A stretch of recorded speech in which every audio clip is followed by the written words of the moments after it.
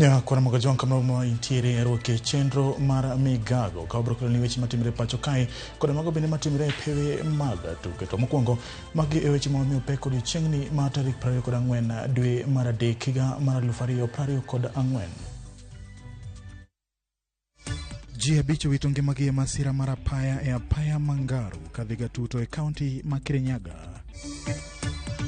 Jatend migepe Musalia Mudavadi onyiso josiasa mondo we tho wuoyo e wach Raila laro kom mar AUC e kinde ma jotelo ka dhood nam chumbi koni Joho ema oromo ka okar Raila Odinga.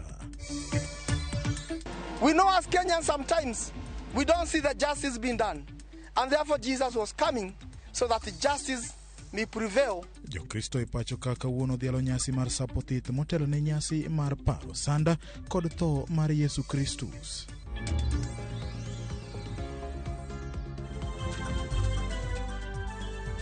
Ya kwa Ramogi nyalo tudri kod namba maro mar 30600 kata twitter marwa @RamogiTV KE @James Opondo Senior. Bende wantiere achiel kachiel okale mbui marwa mar Facebook achiel kod X. Machiegni nyinga en James Opondo.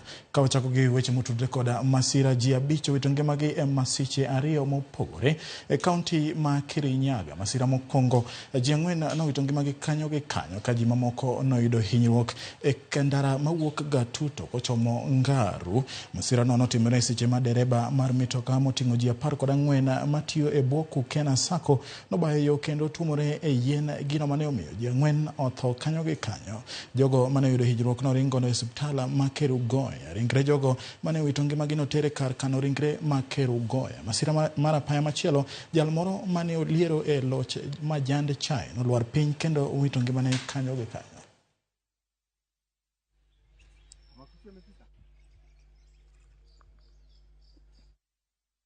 Ka odhi nyimere ni obila ariyo ma akicha onegi otieno manyoro ka achiel to noyudo hinyruok e monj mane otimore e kaunti ma Lamu. Jorego mane omonjo gweng'a mar Ziwa Lata ne omonjo tesendo obila kendo orakore kod obila auchiel mane oriko timo arita e otieno no. Bang'e ne giwang'o ot achiel ka achiel gi apiko kapok giringo gi bunde achiel. Luoro pod okwako gwengego kendo moko kuom ji oseringo miechegi nikech luoro.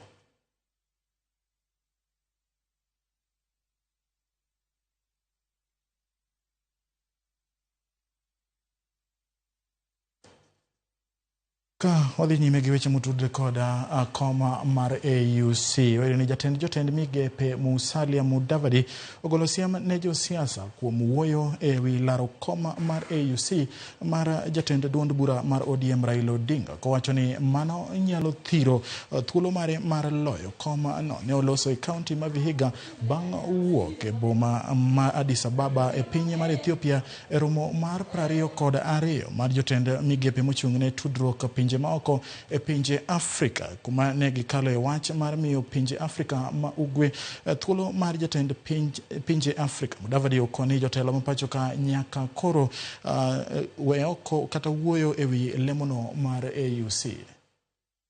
Let us take this issue of the African Union chairmanship more seriously than we are taking it. It is in our national interest. So be careful, because what you say may undermine our national interest. Pana ropoka tu, kila pahali, as if it's a village agenda. This is a matter of national interest.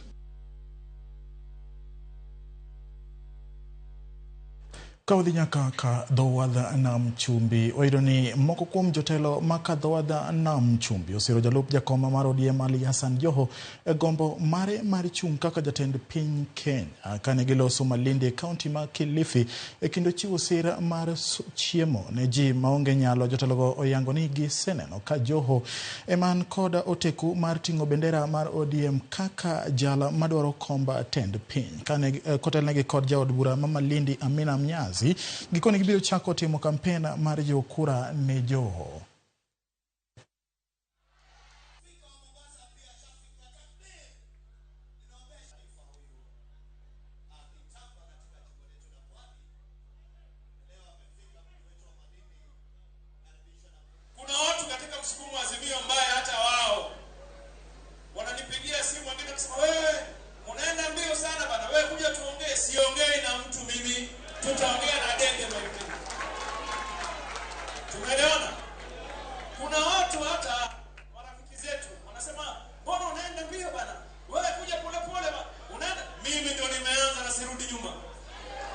sirudi nyuma.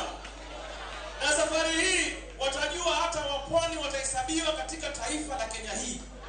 Na mimi bacha nikueleze, ukienda mahali na mimi naenda, ukivyoga na vyoga, ukikanyaga na kanyaga, ukifyonza na fyonza, ukileta unoko utaleta unoko, ukileta uzuri utaleta uzuri, ukileta noma noma ndio headquarter, ukileta ubaya ubaya ndio headquarter. Unaniambia nini wewe? Unaniruhusu mimi nizunguke na Hassan Ali Joho? Unanipatia baraka zenu?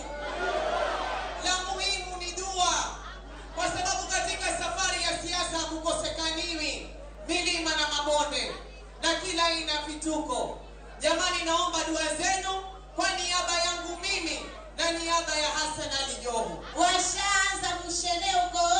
Kwa nini? Kwa nini nini? Ndio ishangoa nanga hilo na haisimami. MPI Hassan Joho 2027 imeng'oa nanga. Kwa hiyo ikiwa tutaipata ile kazi, itabidi ndani ya ODM kuwe na pengo la uongozi. Na lile pengo la uongozi sisi twasema kama watu wa pwani na Wakenya wengine, ya kwamba ile nafasi ya kuwa kiongozi kama party leader wa ODM isimwamukie mwingine, bali iende kwa ndugu yetu mjomba Hassan Ali Joho.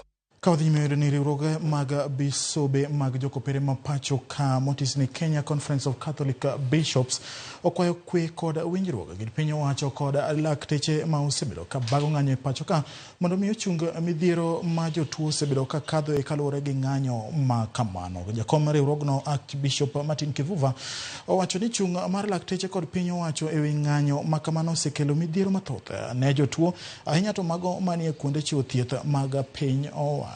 Nowuoyo e kanisa mar Our Lady of Africa Tudor Pastoral Center County ma Mombasa kama noriwre gi joyie mag jokopere nyasi mar sap othith. Bende okwayo joriemb nyamburko mondo mi oluw chike mag apaya kaka yor duoko chien masiche mag apaya e thur ka. As we gather here, let us use this Palm Sunday that young people become the message of hope. That people can hope the world can change because the young people are willing to change it for better. To carry Jesus sincerely in their hearts. Nasi tunaomba serikali, tafadhali msiweke shingo ngumu kusema mpende msipende. Hii si njia nzuri ya kuleta maafikiano. Kwa hivyo kama kanisa, nia yetu ni ile nia ya mwananchi anayetaka hospitali zetu zirudie kama kawaida, ziwe na dawa, ziwe na wauguzi, kwa sababu hawa wakigoma, hasa public hospitals, mwananchi wa kawaida anaumia. Wengi utegemea dispensary hizo za umma. As Kenyans, we should continue loving one another. The other thing that Jesus is coming, he is coming to bring justice. We know as Kenyans sometimes we don't see the justice being done, and therefore Jesus was coming so that justice may prevail within the church and within the life of Kenyans and Christians. Ya kwa magajin kawadhi nyima idon chenro mara gero udi achiel kum chenro madito mag jatend piny William Ruto ne ochako tich tarik 19 dwe mar adek higa mar 2024 ma biro bang' jood bura chuogo chik madhi tayo chenro mar juogo jopiny atamalo 1.5 mar gero udi tok doho mamalo chungo chenro no kuom koso bedo gi mise mar chik. Kata kamano penjo pod nitiere e wi chenro mar gero udi kaka juogo joma ok ondike tich, chal mar omenda ma sirkal ne ojugo e kinde dwe mar 7 nyaka dwe mar 12 higa mokalo. Jafwambo mar siasa Chris Owino kolonwa wachni kendo kelonwa lipodni e yo machal kamae. Achiel kuom chenro madongo manie chuny jatend piny William Ruto en chenro mar gero udi manyasani ma nengogi oyweyo. Kata odoko ni chenro ni osetuomore e ohinga mathoth mag chike, Ruto osebedo ka wacho ni chenro ni biro dhi nyime kata tek kata yot. Bang' doho mamalo chungo juogo jopiny atamalo 1.5 mar osara margi e siro chenro mar gero udi kuom koso mise mar chik, piny owacho ne oreto kendo chuogo chik mar gero udi. Tok od bura podho chik makamano, chik mar gero udi ne ochako tich ayanga tarik 19 dwe mar adek higani bang' Ruto keto e koke. Kata odoko ni chik mar gero udi ne ochako tich ayanga e kor juma mokalo, ong'weng'o mathoth pod okwako chik makamano. Achiel kuom penjo maduong' en chenro ma sirikal dhi tiyogo e juogo jogo ma ok ondike tich 1.5% mar gero udi. Jakom komiti mar omenda Kuria Kimani wacho ni jogo matimo ohala ibiro juogo omenda mar gero udi e kinde ma gidwoko chal margi mar osuru higa ka higa. At the end of the year, when you're filing your returns, now there's going to be a new section of housing levy, where you're saying if you earned $1 million shillings last year, you will apply your pay as per the graduated scale, and now in addition to that you'll be required to pay 1.5% of that as housing levy. Kata kamano, okil Kamalo Kawilis Otieno wacho ni chik mar gero udi pod dhi yudo hinga mag chike kaluwore ni chik makamano ne onge budget maduong' mar 2023 2024. Igeni pesa sirikal nyaka bi gi budget mare. Ema gichako nyaka gibed gi budget. Ma budget no ema gitiyo godo for 1 year higa achiel. Kore budget ni iketo gik moko te ma sirikal dwa timo. Gikuma pesa dhi wuoke mag timo gigo. Tikiro ga budget no dwe mar 6. Koro budget wacho sirikal dwa gero ndarani. To pesa migero go ndarani dhi wuoke kuma kama. Tax revenue kata borrowing debt. Sirikal dwa gero hospital marom kama. Sirikal dwa chulo osara marom kama. Pesa osara ni dhi wuok kama kama. Sirikal dwa gero udi marom kama. To pesa gero udi ni dhi wuoke housing levy, osuru mar jopiny. Koro sama inti biro gi housing levy e dier financial year, chik manyien e dier financial year, budget mane kara midwa implement. Ong'weng'o machielo ma oliero e wi chenro mar gero udi en omenda ma sirikal ne ojuogo jotich e kind dwe mar 7 kod dwe mar 12 higa mokalo bang' doho ng'ado ni sirikal ne onge kod mise mar chik mar choko omenda makamano. Kuria Kimani okawo chung' ni doho ne okogolo chik ni sirikal mondo duok ne jotich omenda makamano, wach ma ikwedo kod okil Kamalo Kawilis Otieno. Had the courts found merit in that the law was unconstitutional in terms of passing at that particular time, the courts has never lacked enough words to pronounce themselves in the matter. They would have expressly provided that this clause is constitutional and any deductions made under this clause should be refunded. Endalo moro no yer mojumbe moro to ji odhi e court ni ng'ani ok oyier ng'ano kwelo. Sama ni gole kom mano yiere ni noyud kosetiyo higni 2 ne ok odwoko mshahara mosechamo. Mshahara cha nosechamo dhi osetiyo kamano. Omiyo nyaka wabed gi piny man gi dhi nyime. Ok wanyal koni osuru no choki to ka osuru no choki to wito wang'e ka koro nitie lal. Onge lal nikech chik koro nitie. To mano osechoki adhi timo mana tich mitimo go sani. Onego wadhaw bende ni chik ni kare no onego bed chon di koro wadhi mabor. Ji noko dhi ge do mondo dwokne gi pesa gi. Ji no dhi ge do mar puedho chik manitiyo godo ng'ado pesa ni. To chik no sirikal notiyo godo ng'ado pesa kuom ji. Do no wacho ni chik ni ok en chik makare. En chik mabandia bowite oko.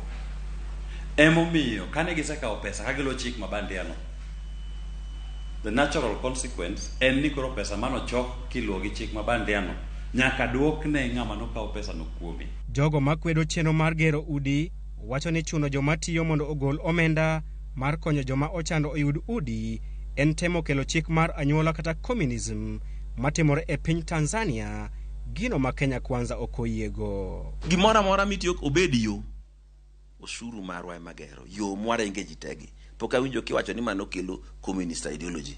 Kanya wadwa gero reru ka manyasani nuagolo manusuru e levi emogero reru no warenge sikunde gi universities gi osuchwa magero gi. Ngire Peter Wanyande, janon weche mag siasa kendo japuonj machon e mbalariany ma Nairobi, wacho ni chenro mar gero udi en paro maber, mak mana ni yo ma iketogo e tim ema ok ber. Mondo jatelo Maruto owach ni odwaro ni mondo jo Kenya ma odak e udi ma ok beyo onego yud udi mabeyo, onge problem kanyo.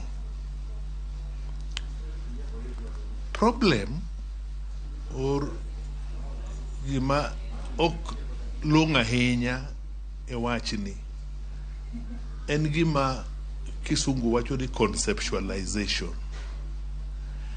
Be osepare matut magik miwacho e wach gima giluongo na affordable housing ni obedo thrashed out. An anyalo koni ni kibiro Nairobi kati neno ngima ma ji odak e slum, inyalo wuok midog ibidag e dalani e gweng' miwach ni Nairobi na onge. Iwinjo maber nikech kaka dhano dak Nairobi ka, dhano kodak e yo maber. Iyudo ka en nus room ok kata room achiel, nus room kanye ma ng'ato kete kitandane temo ninde gi nyithindo, iwinjo, tema kanye macho to kanye baf, to dak kanye Nairobi. Mana nyalo wuoye ni jowa modak Lang'at high rise ward kuma korine ni gedeni mumakre gi Kibralindi ward.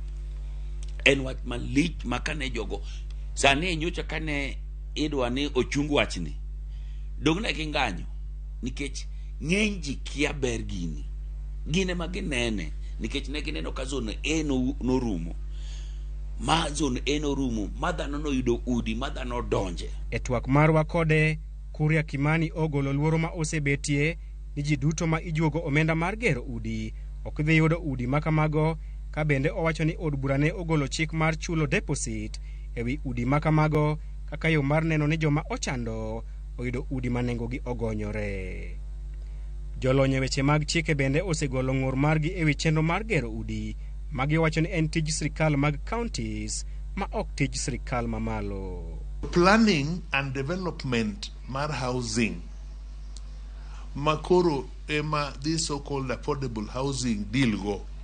Planning and development of housing and function mar county government. It's clear. To gimwaneno a project ni sani. Any national government emomake gik moko te national government madwa timo. Kidhi China iyudo ka itigmo ni wealth creation kata mwandu, to wan gimoro ni employment kata tije. Iyudo ka ja Kenya kanyalo gombo dhi China. Achiel gik mano boost uchumi kata economy mar China gin housing project maneno wan okagi. Adwa ng'isi gimoro wadwa mageno ne wan gi over 100,103 projects, housing projects ma pod under construction. Projects gi iyudo ka o create only 110,000+ job creation. Tiende ni ibro yudo jalwedo kanyo manyalo wakanyo to dhi ode to chiemo, ibro yudo foreman ko wakanyo dhi ode to change familia ne, ibro yudo engineers plus contractors. Jopiny pod oketo wang'gi mar neno chung' madoho dhi kao ewi buche adek makwedo keto e tim chik mar gero udi. Chris Owino, Ramogi TV, Nairobi. Erokamano Chris Owino kuom lipoda no, ka mano lipot motenore kod gedo mag udi ma nengogi oyweyo. Nyakwar mogo jonga dana ka oyweyo madundo kapok odhi e yweyo. Aneno kacha Samuel Nyakwar Lweny owacho ni oneno Ramogi kendo chenro mar migago chopone e yo maler ka entiere Sirima. Awuol Koimba owacho ni oneno migago ka entiere dala ma Asembo piny maber. Aroko Evelyn wacho ni omiyo joho sir motegno kuom laro kom mar jatend piny mano kotudore gi lipot kata moyudo kowuok e county mag Kadhowadha Nam Chumbi. Bende Rose Ratala kobudho wacho ni oneno chenro ka entiere e kaunti ma Kisumu. Nyako Ramogi Jwang wakao yweyo ma adundo ka waduogo to pod wan koda weche modhuro.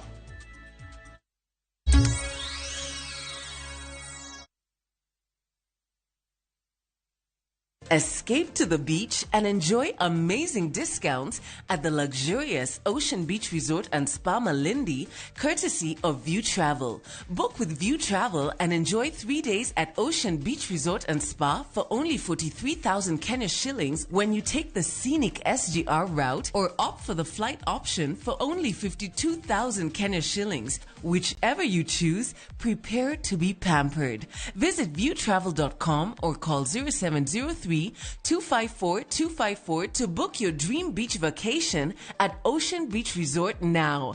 View Travel. Dream, explore, discover.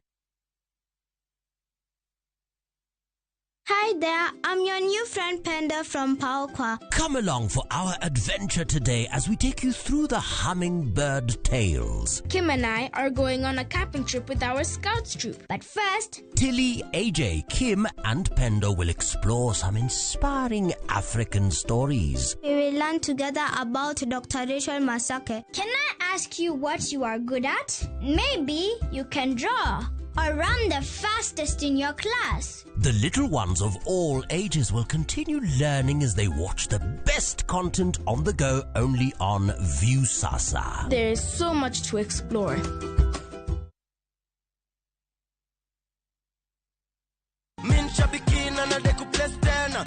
Nilianza kucheza Shabik 3 weeks ago. Naonanga kwa TV watu wakicheza, naona watu wanakuja huku wanainua check vile mimi nimeinua saa hii. Nikasema mimi ninapenda kujaribu vitu. Na sikuwa najua kucheza. Nilingangana tu, nika-download sijui nini na nikapata the link na nikaanza. Nikikosa pesa sometimes naambia Maisa, "Nitumie 50 bob." Anaweza nizania nataka kuharibu. Naambia wewe nitumie 50 bob. Ananitumia nacheza hivyo. Nilitumiwa message. Hiyo message si kuitilia maanani. Niko kwa nyumba tu, hata niko sijaenda kufungua duka. 11 ndio nilipigiwa simu. Ukue citizen by 8:30. Nilikuwa nafikiria nitapata 6 million. Sikupata. So unajua huo unaenda unafikiria utapata ile kubwa. Lakini sikupata hiyo, lakini hata hii nimepata, nashukuru Mungu. Ndoto yangu na I think nitaboost biashara yangu. Hiyo tu ndio huwa nataka sana nione ikienda mbele. Shabiki Super Jackpot, mi time yako. Mina dai wote twenda hivi. Not for persons under the age of 18. Shabiki.com is authorized and regulated by BCLB license number 587.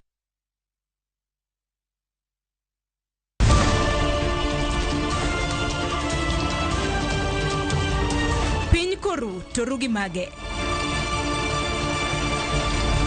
Weche manyien. To chuny mbaka en nyiero, ywak kod muodo lak. Matwak kod duond jopiny. Nyako Ramogi Jwang machiegni neno weche manyien. Ma en rupiny kod mbaka oromo e Ramogi TV.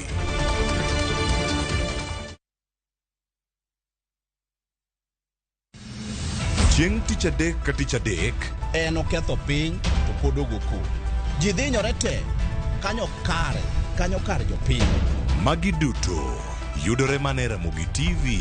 Yani ene ubiroga bora ne ubiro to otengo abiro timo ma gima abiro timo ok no timo jo Kenya bu usaol gi wuond ma pile buch jopiny. To nitie kuonde moko bende japiny mano golo lo mondo go kembe gi eki. Nisani koro kembe go eki ibro usi maduonde japiny ok uwinji e od bura miluongo ni parliament. Nyinga Trevor Ombija, Jandingo Panga, Jonyakach Dendo Nombija Tai, Nyakwar Guok Kocha Pesa. Tich adek, sa adek otieno. Kik bai.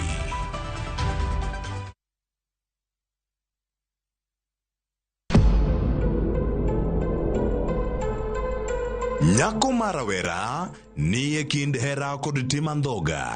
Abro nyisi ka gimora moro kethore, bata ng'e ni masanya mino ko nyal timo gimarach. Nochwale mondo otim yiero ma ok ni kare. Usi maru winjo gima timore ni.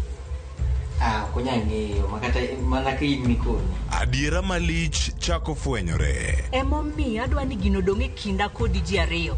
Kiki tem kata ni nyiso Lucy wachno. Be gibiro loso kwe kindgi koso winjruok manie kind joot biro kethore chuth. Gimoro moro osekethore. Miriambo ewi Nam Cinema Jumapil saa 2 kod saa 4 otieno. Kik bai. Tunde arabudo nde tunde yingo nde tunde miga nyono nde tunde tomoro pile nde tunde amama nde tunde ya jodongo nde tunde. Dial *487*3# to get this song.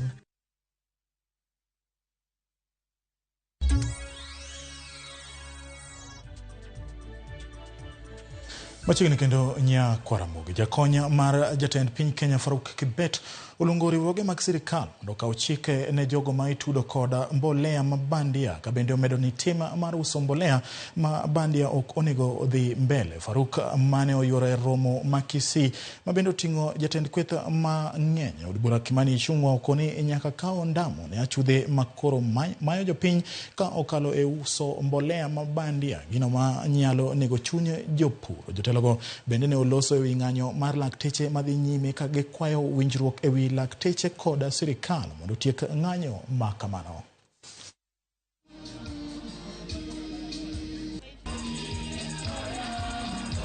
Kija maneno ya fertilizer, serikali imepeana fertilizer kwa gharama ya chini. Kuna wakora wengine tumeambiwa, na hii inaenda kwa Ichung'wa, kwamba kuna watu ambao wanashikana na wakora kuuzia wananchi fertilizer ambaye ni mchanga. Tunauliza, badala ya polisi kukuja kwa mkutano ya amani kama hii, tunataka polisi waende washike hii watu wanauza mbolea kwa njia ya si halali. Hiyo ndio maneno sisi tunauliza kama viongozi.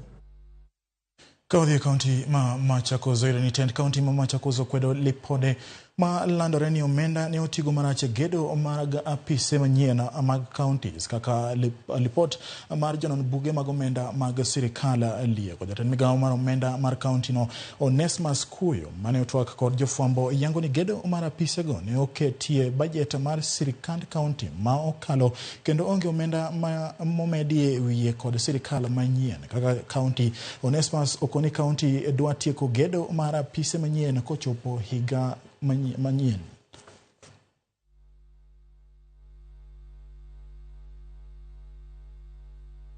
This building was conceived, budgeted and awarded in March 2018 and by the former regime, and by the time the new administration came in place, it had been done up to 7th floor.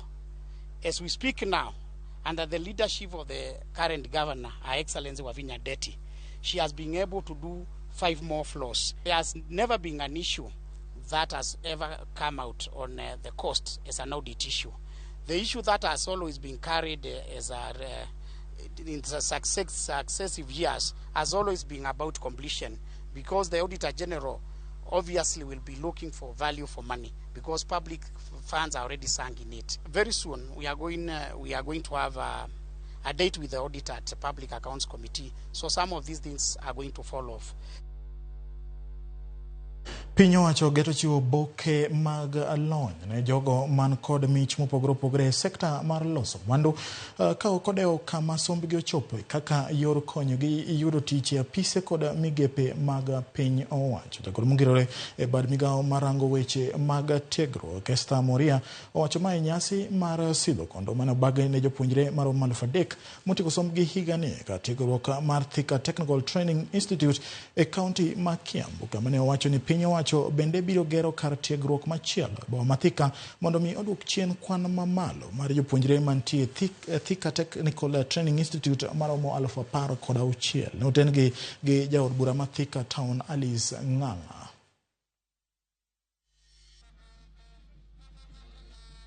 Iko watu wengi sana hapa kwa Jua Kali wako na skills mzuri sana, but they do not have certificates. The government of Kenya is in the business of equity, and therefore we want to request you, and please tell the other Kenyans who have certificates but are not certified to walk into our institution.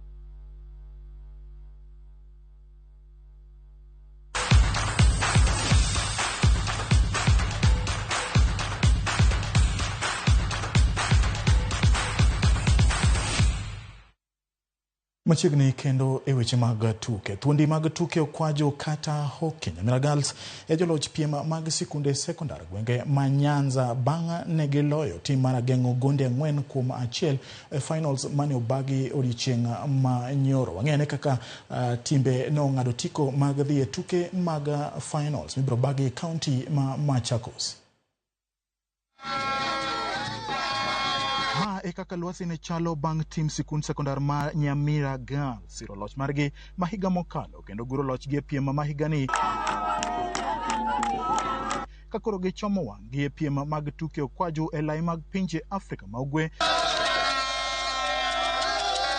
kendo lieko ni piem e rang'iny mag nationals ma ibiro bagi Machakos en mana Karaway. Right always! Mae biro bang' sando sikund sekondar ma Ageng'a e piem manoyo johera mag tuke okwajo kar rombgi kendo tiyo gi thuolono e guro mise margi kaka sulwe mag tuke okwajo. Ageng'a kata kamano osingo mar dok e pap kendo chako ikruok ne higa manyien e kinde ma bende gikwayo sir kaluwore ni tuk okwajo dwaro omenda makore lach. Wayie gi duokono. The margin of 3 we have wayego, but wadok to wachako ikore the next year immediately. Yudo sticks gin gik moko ma a bit expensive. A good stick costs some good money, and to acquire them in good numbers is not easy, particularly given the meager resources the school is asked, just like the teachers observe. But apparently, if we could rope in the stakeholders around, I'm sure we can move a better step. E tuko kapu, tim Maragoro sare gi Ng'ia Girls ema dhi fwadho bendera ma Nyanza e lai mag nationals ka tuke mag rugby. Kisumu Girls gi Kisii ema otony e kind sikunde mamoko.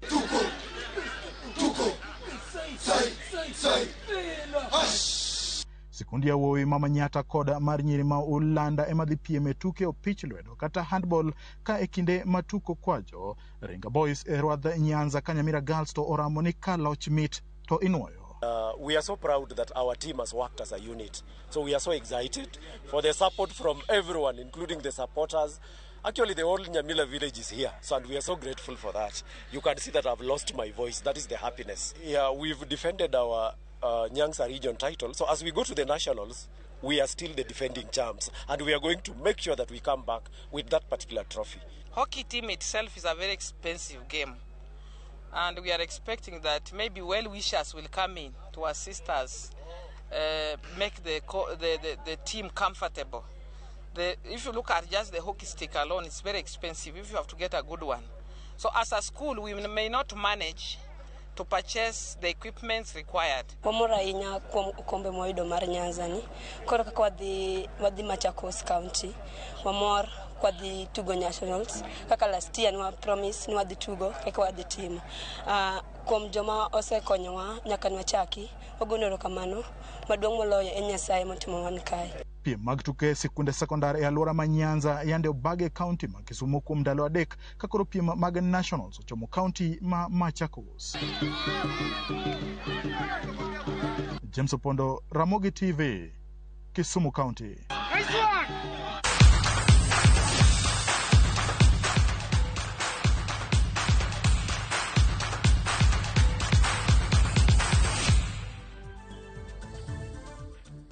Nia kwa Ramogi Juang goniro kamano kuom bedo koda nyaka ne wachaki kendo koro wachopo e giko Kango chopo sanchiel gisade koboklo ni weche manyien ka tima mar Rising Stars bende tugo odichieng' makawuono tuke mag pinje ang'wen mabago e boma malilongwe piny mar Malawi ka bende wabrong'iyo tukego mag chapa dimba matimre e gwenge mag Central. Bedo kod odichieng' makare joyo makatwenga jokesimo kadhulu poch gi pak kamoro moro ma untiere Dev Abiro ka entie county ma Kisumo Europe gonero kamano kuom bedo kod odichieng' makare nyinga en James Opondo.